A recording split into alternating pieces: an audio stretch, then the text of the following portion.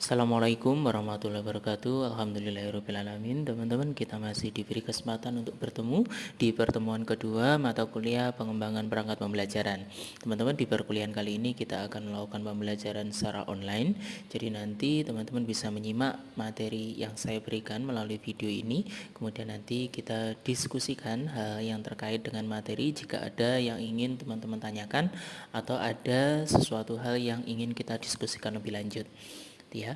Oke, teman-teman, di pertemuan kali ini kita akan membahas mengenai acuan pengembangan perangkat pembelajaran gitu ya.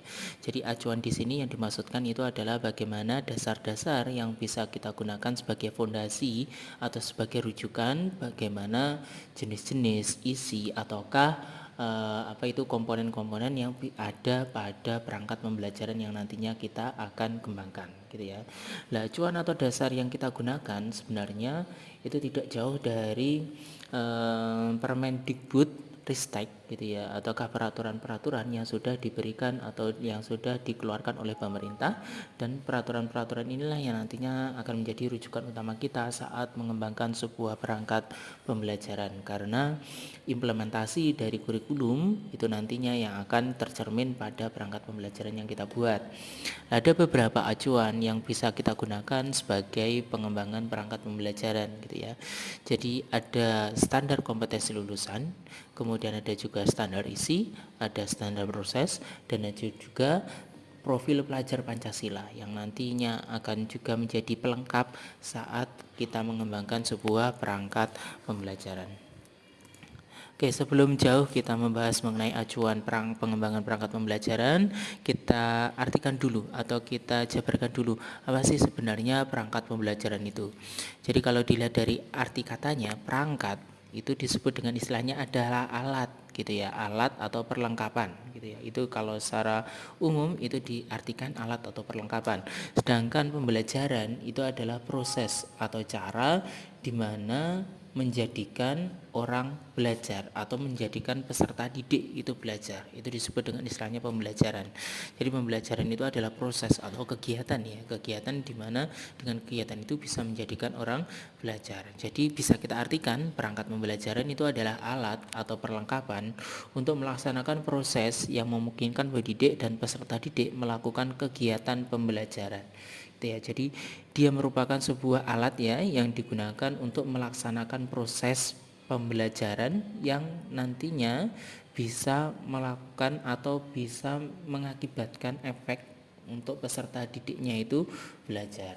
Nah, perangkat pembelajaran itu menjadi pegangan bagi guru dalam melaksanakan pembelajaran baik di kelas, laboratorium ataupun di luar kelas. Jadi ibaratnya perangkat pembelajaran itu kalau ibaratnya untuk seorang guru, teman-teman, itu adalah pegangannya. Jadi apa yang digunakan oleh seorang guru untuk masuk kelas, apa yang ingin dia jelaskan, bagaimana dia menjelaskannya, itu nanti akan terdapat pada sebuah perangkat pembelajaran. Jadi istilahnya perangkat itu adalah pegangan seorang guru. Jadi perangkat pembelajaran yang nantinya ada beberapa ya perangkat pembelajaran itu menjadi suatu pegangan atau menjadi suatu alat yang digunakan oleh guru untuk melaksanakan suatu kegiatan pembelajaran yang nantinya berakibat untuk siswanya agar siswanya belajar. Jadi itu ibaratnya adalah pegangannya seorang guru, itu adalah perangkat pembelajaran. Misalnya kita analogikan dengan kalimat yang lain ya, atau dengan istilah yang lain, misalnya seorang arsitek.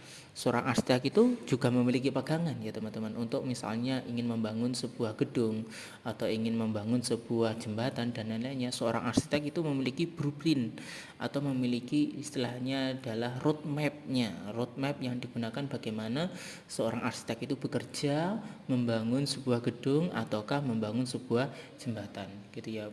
Ataupun bisa kita analogikan misalnya pegangan dari seorang pendekar gitu ya.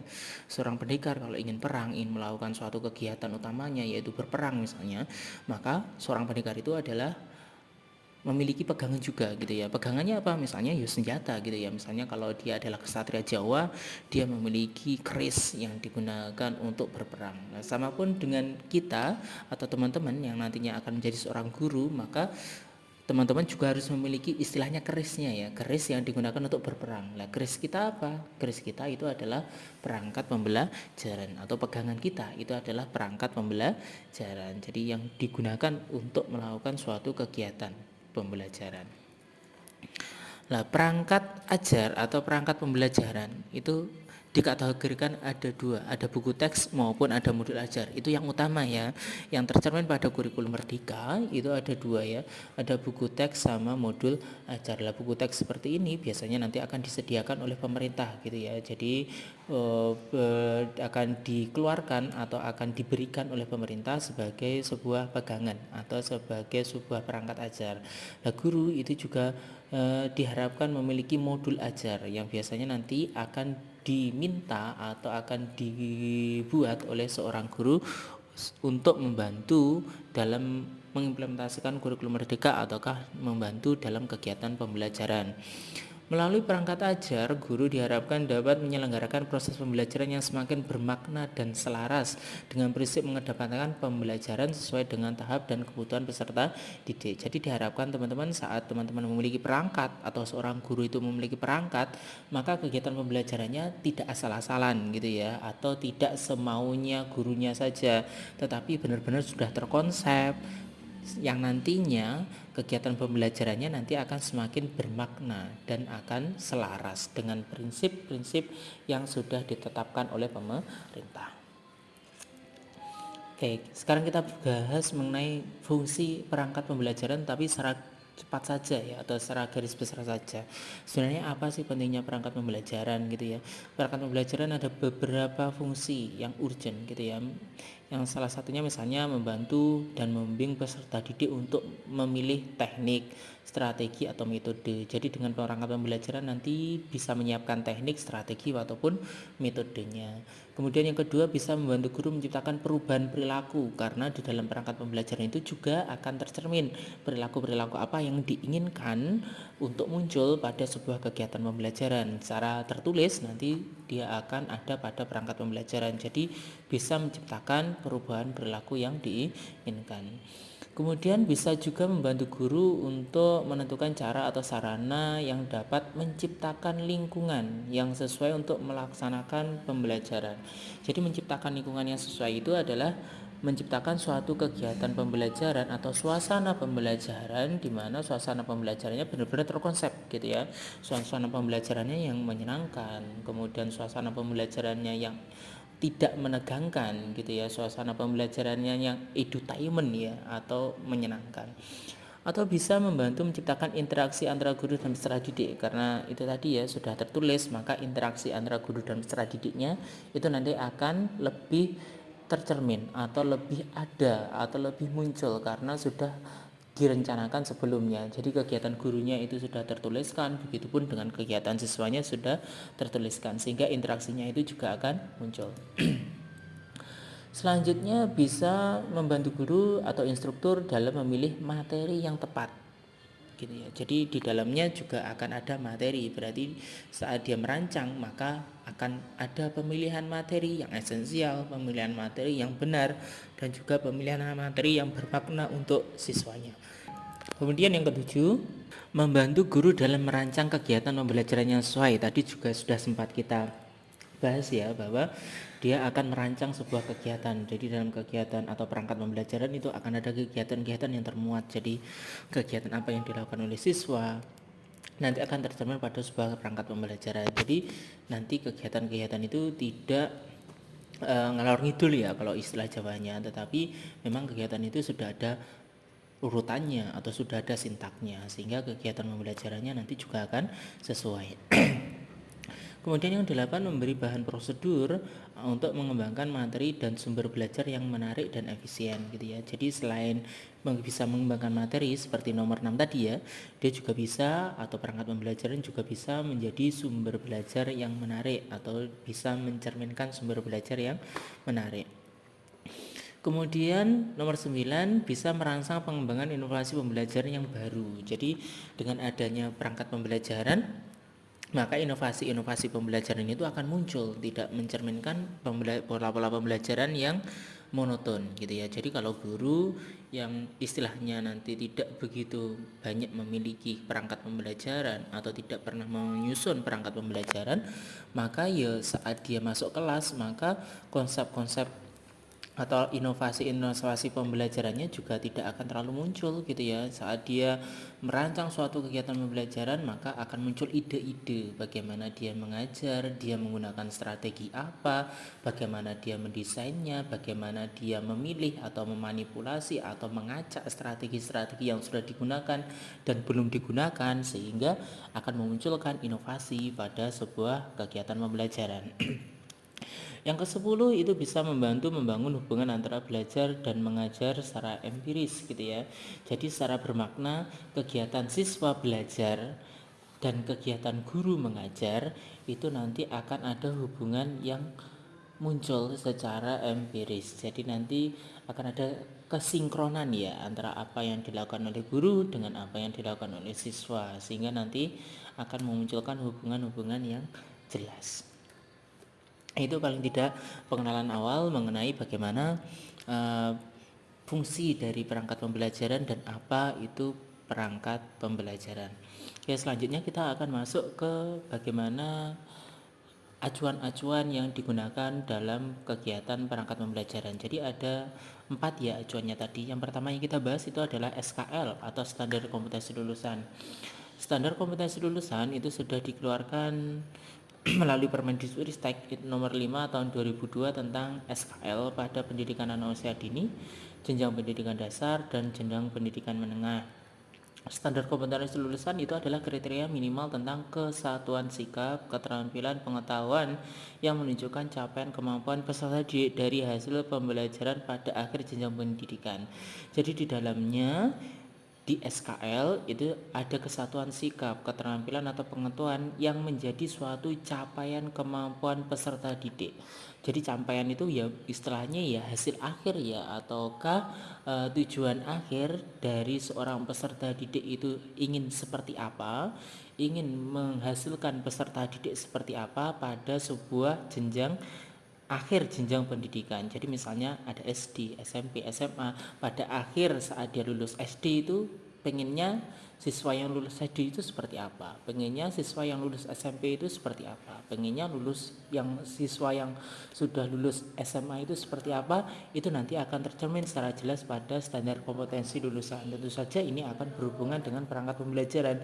Jadi secara tidak langsung SKL itu menjadi sebuah garis besar pada sebuah perangkat pembelajaran, karena acuannya ya bagaimana lulusan itu akan diinginkan dan bagaimana untuk mencapai lulusan yang diinginkan itu. Lah, bagaimana untuk mencapai lulusan yang diinginkan itu pastinya nanti juga akan tercermin pada sebuah perangkat pembelajaran gitu ya. Walaupun ini masih sangat luas ya. Jadi SKL itu masih sangat luas, tapi walaupun itu sangat luas atau masih sangat umum, tetapi kita bisa mengambil apa yang ada pada SKL itu untuk kita terapkan pada sebuah perangkat pembelajaran.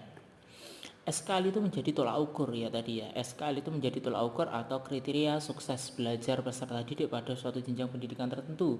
Oleh karena itu rumusan SKL itu sama untuk setiap jenjang pendidikan, sehingga dapat disimpulkan bahwa SKL itu adalah profil lulusan. Jadi itu tadi ya. Jadi dia adalah profil lulusan. Jadi apa aja yang diinginkan dari lulusan itu tercermin pada sebuah SKL, yaitu sebuah kompetensi impian ya, ibaratnya impiannya. Jadi impiannya saat siswa itu sudah lulus itu, impian sekolah itu apa, atau impian pendidikan itu apa, atau impian satuan pendidikan itu apa untuk anak didiknya saat dia sudah lulus. Nah itu nanti akan tercermin pada sebuah SKL atau standar kompetensi lulusan. Oke, kita lihat sebentar ya, walaupun kita tidak bahas secara ringkas, kita lihat sebentar apa sih isi dari SKL itu.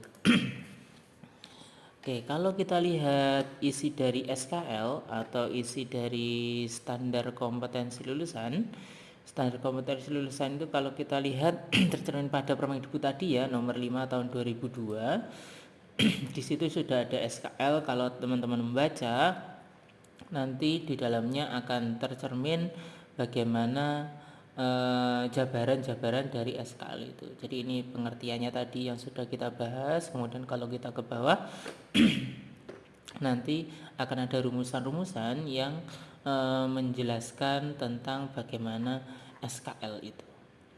Gitu ya, misalnya ini standar yang pertama, misalnya nih standar kompetensi lulusan pada pendidikan anak usia dini gitu ya. Kemudian nanti akan dijelaskan secara jelas bagaimana apa itu standar kompetensi lulusan pada anak usia dini. Kemudian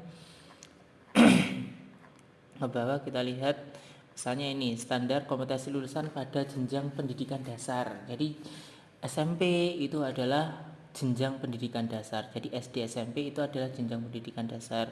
Jadi apa yang diinginkan pada jenjang pendidikan dasar gitu ya. Jenjang pendidikan dasar ini misalnya ada pada ini standar kompetensi lulusan pada sekolah menengah pertama atau madrasah sanawiyah atau sekolah menengah pertama luar biasa paket B atau bentuk yang lain sederajat, nanti sudah akan ada dijelaskan di sini bagaimana standar kompetensi lulusan pada pendidikan dasar. Misalnya kita intip yang di bawah ya, ini ya. Standar kompetensi lulusan pada sekolah menengah pertama, MTS, SMP LB, paket B atau bentuk lain sebagaimana yang dimaksud pada pasal 5 ayat 1 huruf B dirumuskan secara terpadu dalam bentuk deskripsi kompetensi terdiri atas. Nah, ini yang diharapkan teman-teman. Mencapai Tuhan Yang Maha Esa dan mencintai Tuhan Yang Maha Esa dan memahami kehadiran Tuhan sampai bawah. Kemudian mengekspresikan dan bangga terhadap identitas diri, menunjukkan perilaku terbiasa peduli dan berbagi, terbiasa tanggung jawab, menunjukkan kemampuan menyampaikan gagasan orisinil, menunjukkan kemampuan mengidentifikasi informasi yang relevan. Lah, dari poin-poin ini nantinya poin-poin tersebut paling tidak nanti akan menjadi acuan kita untuk membuat suatu perangkat pembelajaran, walaupun acuan ini seperti yang saya katakan tadi itu masih sangat bersifat umum. Jadi bagaimana dia menunjukkan perilaku peduli. Lah, perilaku peduli itu ya kita harus cerminkan pada perangkat pembelajaran. Terbiasa bertanggung jawab, lah itu terbiasa bertanggung jawab atau sikap bertanggung jawab itu juga harus kita masukkan pada sebuah perangkat pembelajaran. Itu ya, itu paling tidak bagaimana sebuah perangkat pembelajaran itu bisa dikembangkan atau dibuat menjadi sebuah perangkat pembelajaran yang baik dengan acuan yang pertama, yaitu standar kompetensi lulusan, yaitu profil lulusan ataukah bagaimana impian lulusan yang diinginkan pada setiap jenjang pendidikan. Oke. Selanjutnya kita bahas standar isi. Ini adalah acuan yang kedua ya. Standar isi itu tercermin pada Permendikbudristek nomor 7 tahun 2002 tentang SI atau standar isi pada jenjang pendidikan anak usia dini, jenjang pendidikan dasar, jenjang pendidikan menengah dan lain-lainnya. Standar isi itu adalah kriteria minimal yang mencakup ruang lingkup materi. Jadi kalau tadi lulusan, kalau yang di sini adalah ruang lingkup materi. Jadi materi-materi apa saja, bagaimana kedalaman materinya dan bagaimana jenis materinya yang akan diajarkan atau yang akan kita masukkan pada sebuah perangkat pembelajaran itu secara umum nanti akan tercermin pada sebuah standar isi. Lah, kalau kita lihat standar isi pada Permendikbudristek ya nomor 7 tahun 2002 nanti akan tercermin di sini di setiap jenjang gitu ya. Tadi kan dia mencakup pada pendidikan anak usia dini, pendidikan dasar maupun pendidikan menengah. Nah, di sini nanti akan dijabarkan secara tersurat ya, secara jelas bagaimana materi-materi yang bisa kita gunakan di konsep-konsep materi apa yang akan kita ajarkan pada tingkatan-tingkatan kelas ataukah pada setiap jenjang pendidikan. Mungkin kita bisa langsung melihat ya lampirannya. Di lampirannya nanti akan ada bagaimana materi-materi yang akan kita ajarkan atau yang akan diajarkan pada anak usia dini gitu ya, di bawah. Jadi ada beberapa materinya nanti di bawah salinan-salinannya untuk bagaimana ruang lingkup ini. Misalnya nih ruang lingkup materi pada jenjang pendidikan dasar. Oke, saya sudah rangkum. Jadi ada beberapa materi yang ada pada jenjang pendidikan dasar. Kita kembali ke slide-nya saja. daripada kita melihat karena banyak ya materinya, nanti akan membutuhkan banyak waktu. Saya sudah merangkum apa saja materi yang ada pada standar isi yang bisa kita gunakan untuk mengembangkan sebuah perangkat pembelajaran. Ya, dari SI tersebut kita bisa mengambil contoh kalau pada mata pelajaran IPA ya. Pada mata pelajaran IPA paling tidak ada 9 poin ya, 9 poin rumusan-rumusan materi atau jenis-jenis materi yang bisa kita jabarkan atau yang bisa kita ajarkan pada anak didik kita, yang tentunya nanti akan tercermin pada perangkat pembelajaran yang akan kita buat. Yang pertama itu adalah misalnya ini perancangan dan pelaksanaan penyelidikan dan atau pemecahan masalah terkait zat, energi, makhluk hidup atau lingkungan sekitar. Kemudian yang kedua, ciri, keragaman, struktur dan fungsi, perkembangbiakan dan hereditas makhluk hidup, interaksi antara makhluk hidup dan lingkungannya, pelestarian makhluk hidup serta pemanfaatan bioteknologi secara sederhana dalam kehidupan sehari-hari. Sampai nomor 9 yaitu misalnya struktur bumi, perubahan kondisi alam di permukaan bumi yang terjadi akibat faktor alam maupun perbuatan manusia, upaya mengurangi resiko bencana, gitu ya. Jadi ini adalah materi-materi yang secara umum itu tercermin pada standar isi pada jenjang pendidikan menengah, pendidikan dasar ya, pendidikan dasar pada IPA SMP. Gitu ya. Tentu saja nanti akan ada turunan dari materi-materi ini ya. Jadi materi-materi ini akan diturunkan pada capaian pembelajaran nantinya yang akan secara lebih eksplisit atau lebih jelas menjelaskan bagaimana cakupan materi yang ada pada SI ini. Gitu ya. Itu tadi pada sebuah SI atau standar isi yang akan juga menjadi acuan pada sebuah perangkat pembelajaran. Selanjutnya standar proses. Nah, yang ketiga standar proses ya. Standar proses itu ada pada Permendikbud nomor 16 tahun 2002 tentang standar proses. Jadi standar proses itu nanti di dalamnya akan tercantum kriteria minimal proses pembelajaran berdasarkan jalur, jenjang, dan jenis pendidikan untuk mencapai standar kompetensi lulusan. Jadi standar proses ini ibaratnya ya untuk mencapai bagaimana SKL itu akan tercapai, bagaimana cara-caranya, bagaimana prosesnya untuk mencapai SKL itu nanti akan tercermin secara jelas pada standar proses. Jadi proses-proses pembelajaran pada jenjang-jenjang pendidikan nanti akan tercermin pada standar proses. Nah, standar proses ini nanti juga akan ada acuan-acuan yang bisa kita terapkan saat kita ingin mengembangkan sebuah perangkat pembelajaran. Oke, kita lihat sebentar bagaimana standar proses pada Permendikbud nomor 16 ya tahun 2002. Nah, di standar proses ini nantinya akan ada yang bisa kita implementasikan atau kita masukkan pada sebuah perangkat pembelajaran gitu ya. Kalau kita lihat pengertiannya, standar proses adalah kriteria minimal proses pembelajaran ya. Tadi sudah kita bahas berdasarkan jalur, jenjang, dan jenis pendidikan untuk mencapai standar kompetensi lulusan. Nah, standar proses itu digunakan sebagai pedoman dalam melaksanakan proses pembelajaran yang efektif dan efisien untuk mengembangkan potensi prakarya, kemudian ada juga kemampuan, kemandirian peserta didik secara optimal. Jadi sebagai pedoman dalam melaksanakan proses pembelajaran. Kalau dia menjadi pedoman proses pembelajaran, berarti di dalamnya juga akan ada perangkat pembelajaran.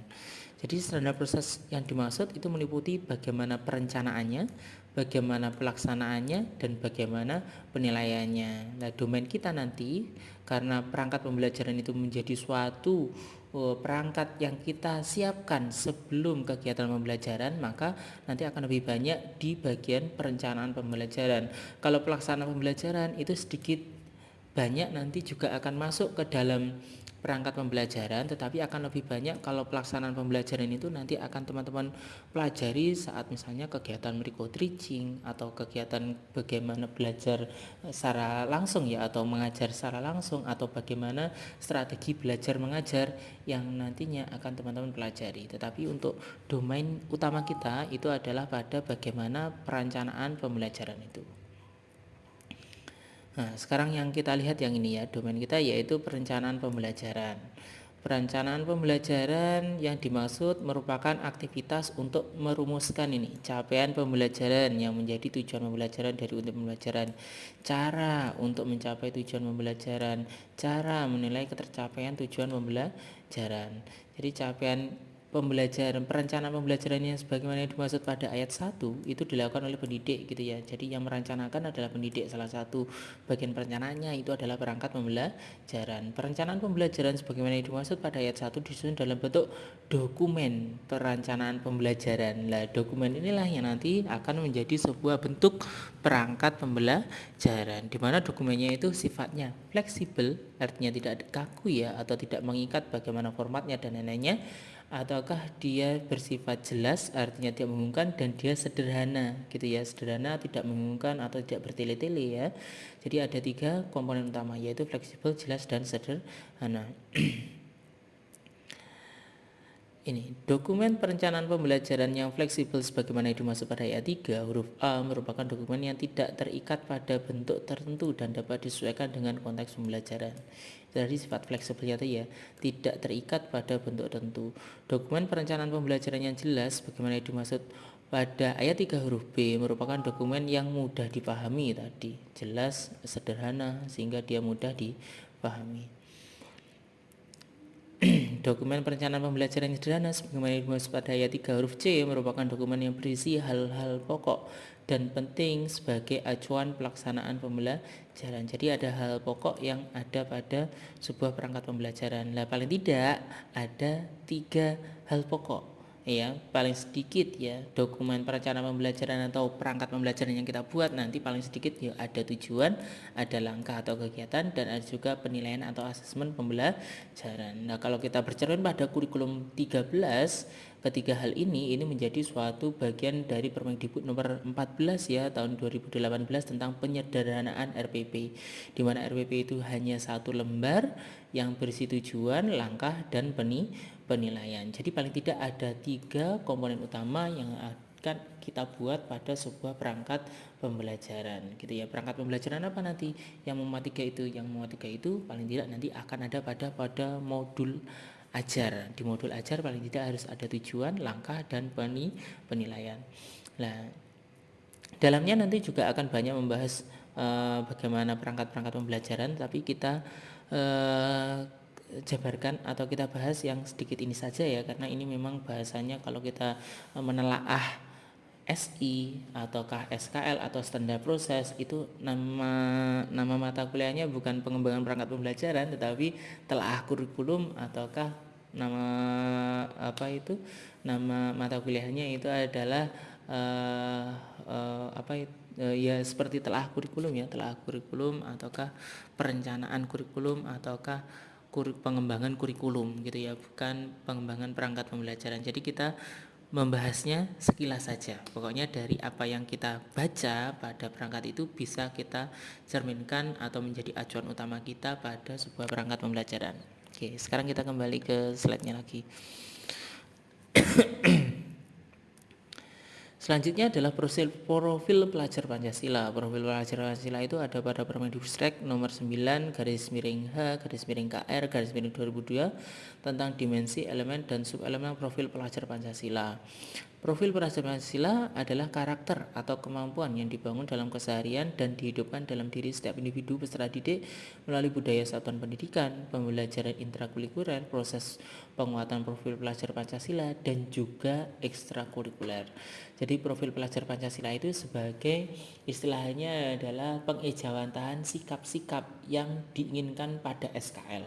Jadi standar kompetensi lulusan kan di dalamnya tadi ada kesatuan sikap, keterampilan, dan juga pengetahuan. Lah, yang ingin ditekankan pada profil pelajar Pancasila ini itu adalah di ranah karakternya atau di ranah sikapnya, di mana ranah sikap atau rangka karakter ini menjadi sesuatu yang nantinya harus kita ajarkan atau harus kita latih atau harus kita biasakan pada satuan pendidikan, baik itu pada pembelajaran intrakurikuler atau pembelajaran tatap muka kita di kelas ya, ataupun proyek penguatan profil pelajar Pancasila ataukah ekstrakurikuler yang di dalamnya diharapkan tercermin profil pelajar Pancasila.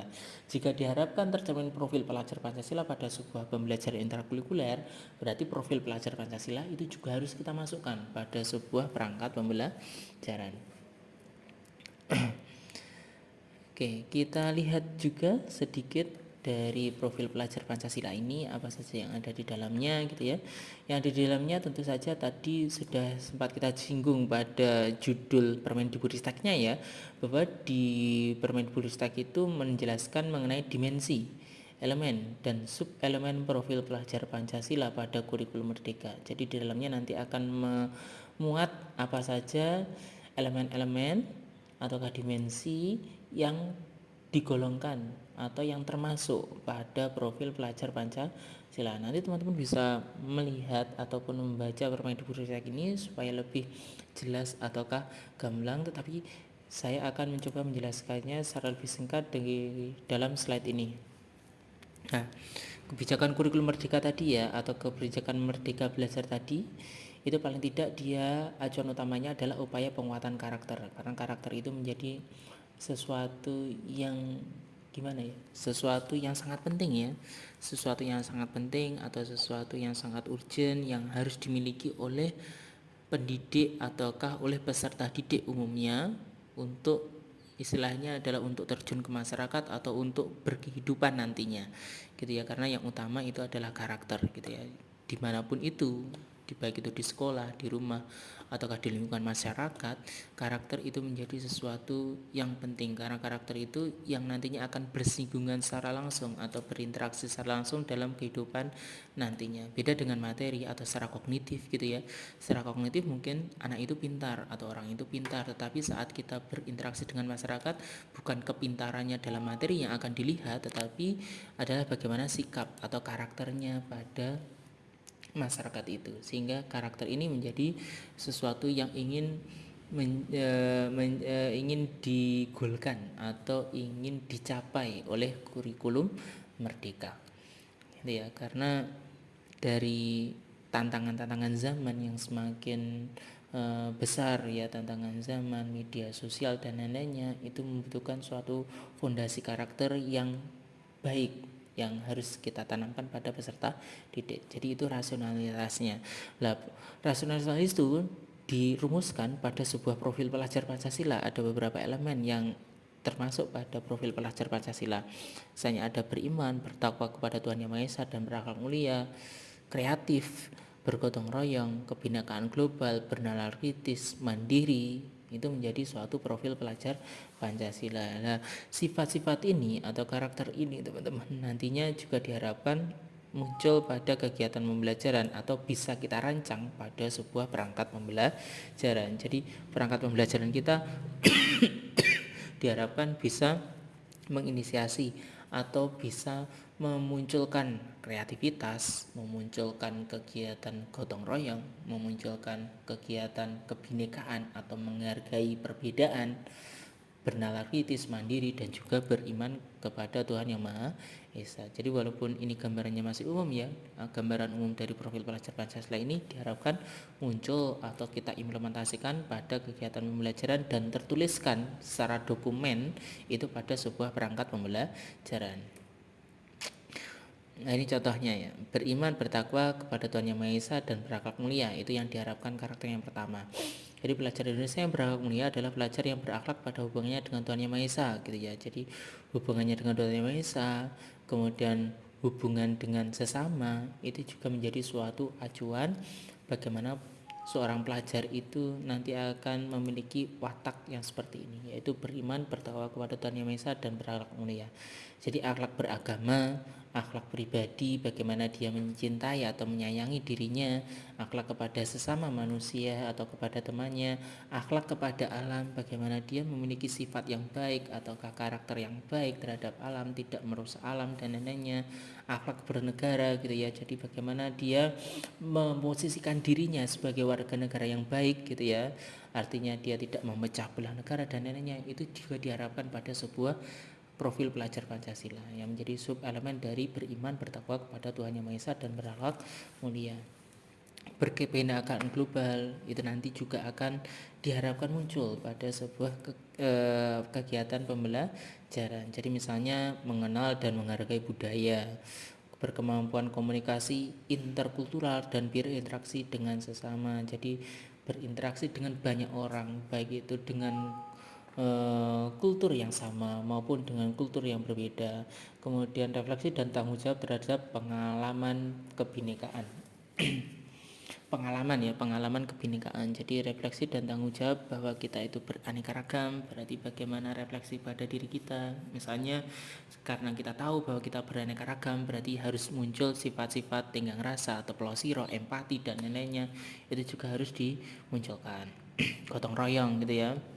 Gotong royong yang menjadi, kalau dalam silsilahnya Pancasila ada juga teoritis bahwa Pancasila itu kan lima sila itu nanti bisa terkristalisasi pada Ekasila. Kalau pada P4 ya, pelajaran P4. Nah, Ekasila itu apa? Gotong royong. Jadi bagaimana berkolaborasi, berbudian dan berbagi dalam beberapa kehidupan, baik itu kehidupan bernegara maupun kehidupan bermasyarakat.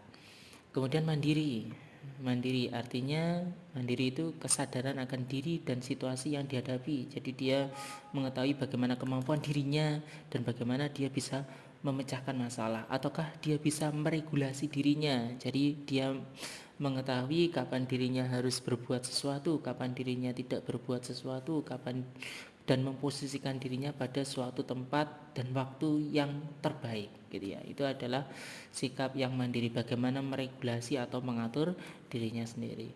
Bernalar kritis ini yang sering kita diskusikan ya, kalau orang IPA atau anak IPA itu juga sangat sering kita dilatih untuk bernalar kritis. Bagaimana kita memperoleh dan memproses informasi, menganalisis, mengevaluasi penalaran, merefleksi pemikiran dari proses berpikir, dan juga mengambil keputusan. Ini juga dilatih bernalar kritis. Karena dengan bernalar kritis kita bisa sedikit membentengi diri kita ataukah anak didik kita misalnya dari informasi-informasi hoax atau informasi-informasi yang tidak benar. Itu nanti akan bisa ditangkas ataukah ditangkis ataukah bisa difilter dengan kita bisa melakukan nalar kritis.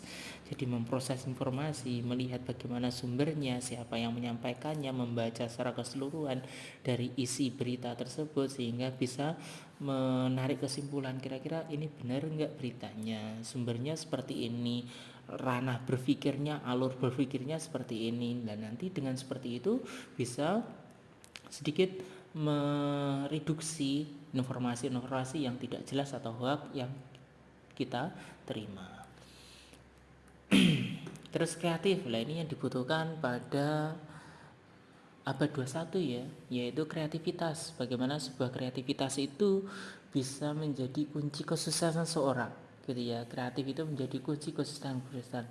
Jadi dia bisa menghasilkan gagasan yang orisinil, menghasilkan karya atau tindakan yang orisinil. Karena kunci dari sebuah pendidikan, kunci dari sebuah perbuatan yaitu adalah karya, teman-teman.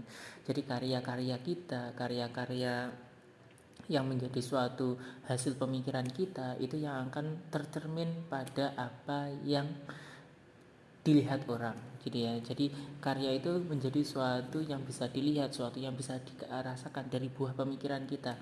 Berarti dari karya itulah nanti orang bisa menilai kita. Lah, bagaimana untuk munculkan karya?